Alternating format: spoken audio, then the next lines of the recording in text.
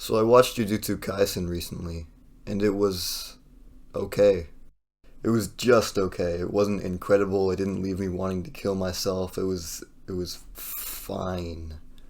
It had been in the back of my mind for a while because I had been hearing all about how the show was absolutely kick-ass. There were videos popping up all over, hyping it up like it was some shonen masterpiece that would never be surpassed. So when I watched it, I couldn't help but think, really? This is what peak shonen is supposed to be like? Okay, I'll just do a brief synopsis and then explain my main problems with the show, before too many people get pissed and leave. In Jujutsu Kaisen, we follow Yuji Itadori, who's an ordinary high school kid except for him being, super athletic. He doesn't have any parents, and his grandfather, who raised him, dies in the first episode, so he's basically just all on his own. He later comes into contact with a magical finger that belongs to, assumedly the most powerful demon, or curse, Sukuna, and he ends up swallowing the finger in order to save his friends in a life-or-death situation, essentially becoming a vessel for a super powerful evil curse that can occasionally take over his body. Because of these shenanigans, he has to go to a Jujutsu High sorcery school so he can hunt down curses alongside Sasuke, Sakura, and Kakashi. Fushiguro, Nobara, and Gojo. Freudian slip, my apologies. Let's begin with my complaints. This show moves way too fucking fast, and that trickles down to pretty much every aspect of it. Let's take the power system for an example. I don't know jack shit about it. Despite it being used constantly during the entirety of the first season, the only things you know are, it takes negative energy and turns it into attacks. You can't get too emotionally shaken or else your energy flow will be messed up. And then boom, magical powers.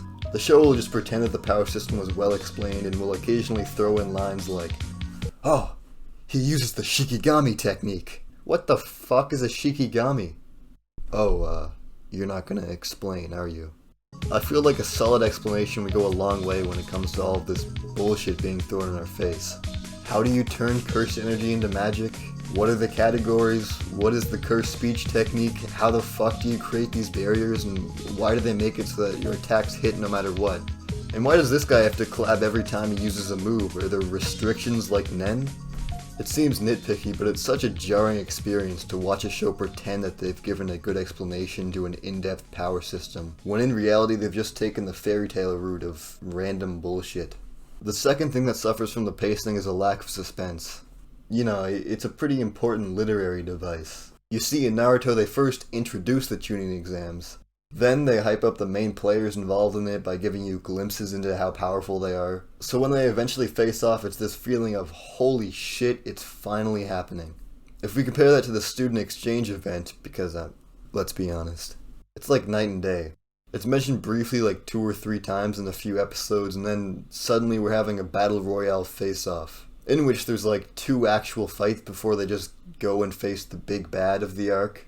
It fucking blitzes by you and leaves no room for hype, suspense, or any form of proper pacing. This sort of gives the show a pointless feeling where the only time a character is motivated to do something is within a 5-episode arc, and then they move on to the next thing.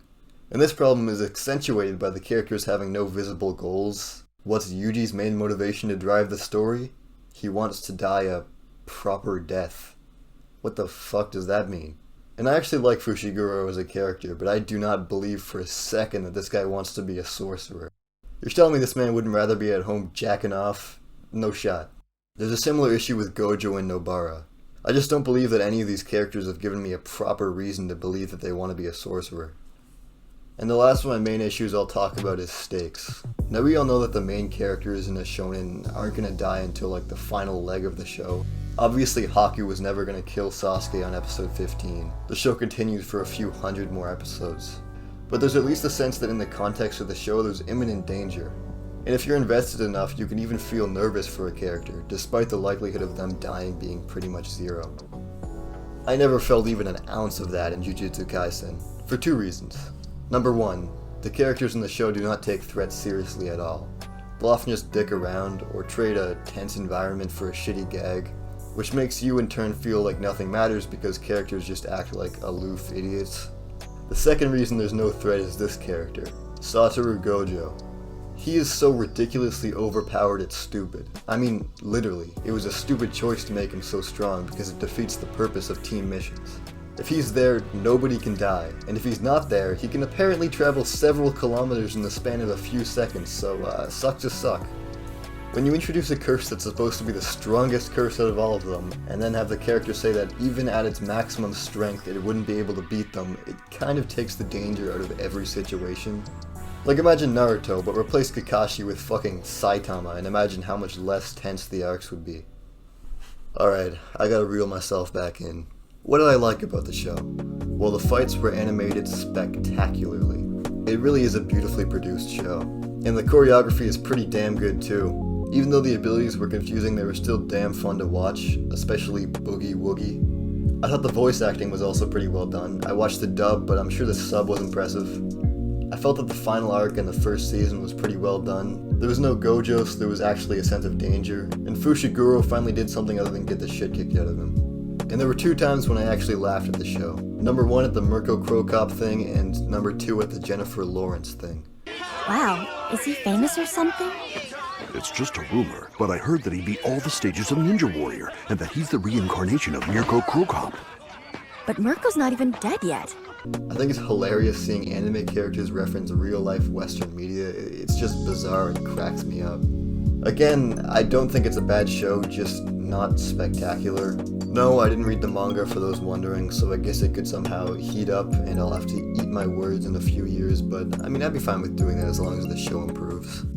Yeah, in conclusion, Hunter x Hunter is a fantastic shonen, and it completely surpassed my expectations. See you.